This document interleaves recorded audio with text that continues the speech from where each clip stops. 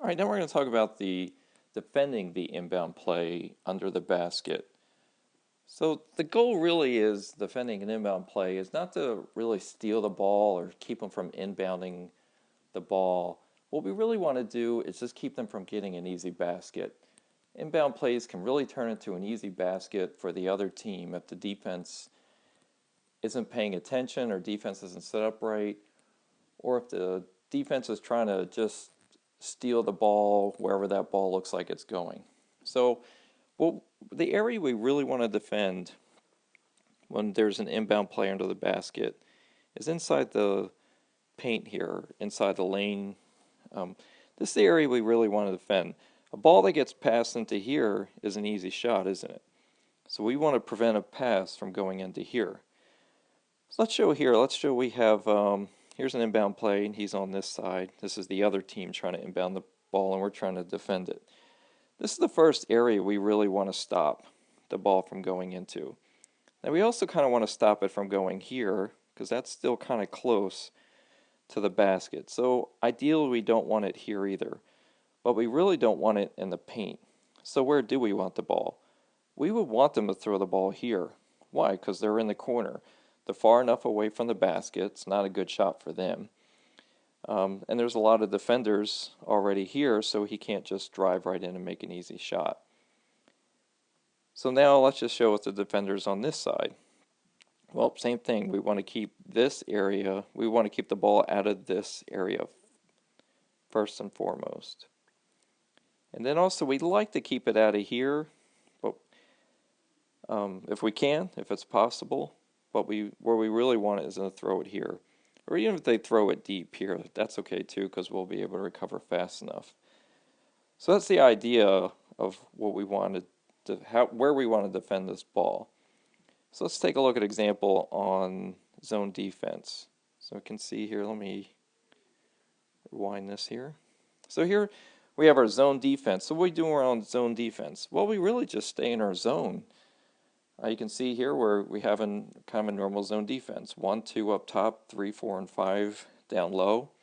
The only difference is everyone's going to cheat over this way just a little bit to where the side of the ball is. So you can see 3's over a little bit, 5's over a little bit, 4's inside. 2, you're kind of here, but you kind of drop down a little bit. 1, same thing. You drop down and you kind of have your eye on 1 up there too. So as you can see, he really can't throw it inside the paint because you got 5 here, 3 here. So his best option is going to be throwing the ball out here in the corner. And then 3, since this is your attack zone, you go out to your attack zone, 5 to your cover, 4 to your cover zone, 1 goes out, and 2 moves over. So, and now see we got him in a good pressured spot right here. So that's on a zone defense. Show that one more time here. Okay, let's just show that. So this is where we want to be on a zone defense. Zone defense when the ball's on this side. Now let's say the ball goes on the other side. Well, same principles. 4 moves over a little bit, 5 moves over a little bit, 3 moves over a bit, 2 comes down just a bit, 1 comes down and in just a little bit. Because we really want them to, again, to try to throw the ball out here.